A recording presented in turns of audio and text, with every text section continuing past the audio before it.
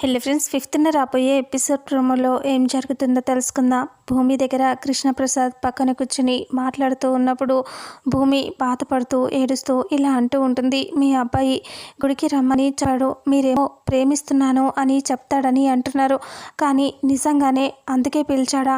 ప్రేమించానని చెప్పటానికే పిలుస్తున్నాడా లేదా ఇంకేదైనా విషయమా? తెలియదు కదా. మరి ఇప్పుడు నేను ఎలా వెళ్ళాలి?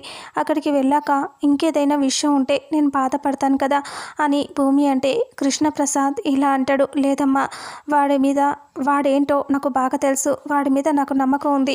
వాడు ఖచ్చితంగా నేను ఇష్టపడుతున్నానని చెప్పటం కోసమే రమ్మని చెప్పాడని నేను అంటున్నాను. ఖచ్చితంగా అదే జరుగుతుంది.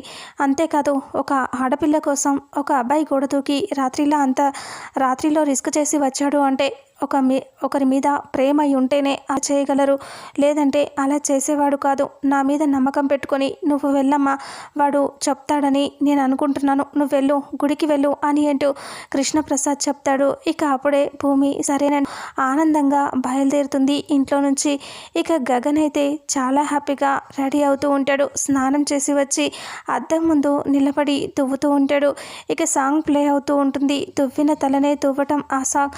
ఇక అలా అద్దం ముందు నిలబడి గగన్ రెడీ అవుతూ ఉంటాడు. పదే పదే దువ్వుకుంటూ ఉంటాడు, పదే పదే రెడీ అవుతూ ఉంటాడు, అట్లోనే చూసుకుంటూ ఉంటాడు. ఆ రకంగా గగన్ అద్దం ముందే నిలబడి చూసుకుంటూ మురిసిపోతూ హ్యాపీగా ఫీల్ అవుతూ ఉంటాడు. ఇక్కడేమో భూమి వస్తూ ఉంటుంది, అలా ఆగిపోతుంది, మళ్ళీ నడుస్తూ ఉంటుంది.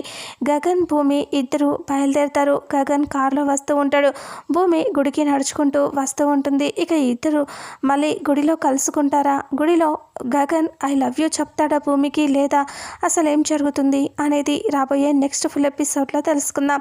వీడియోని చూసిన ప్రతి ఒక్కరు వీడియోని లైక్ చేయండి, షేర్ చేయండి, కామెంట్ చేయండి. అలాగే మన ఛానల్లో మరిన్ని అప్డేట్స్ కోసం ఛానల్ని సబ్స్క్రైబ్ చేసుకోండి. Thank you so much.